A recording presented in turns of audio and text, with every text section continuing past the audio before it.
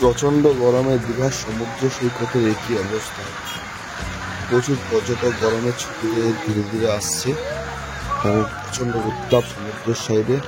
দীঘা জগন্নাথ ধাম উদ্বোধন হওয়ার পর থেকে দীঘা অনেকটা পর্যটক বেড়েছে এবং লোকালিটি যারা আছে অনেকটাই পর্যটকের সন্ধ্যার সময় অনেকটাই ভিড় হচ্ছে।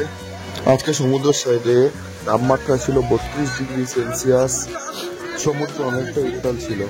এখন আপনাদের সামনে যে বীজটা আপনারা দেখতে পাচ্ছেন, এই বীজটা হচ্ছে আপনার ওল্ড দীঘা সমুদ্র সৈকত। প্রত্যেক দিনের ভালো ভিডিও পেতে প্লিজ সাবস্ক্রাইব করুন আমার চ্যানেলটি। ধন্যবাদ। সাবস্ক্রাইব করুন, অন্যকে দেখার সুযোগ করে দিন।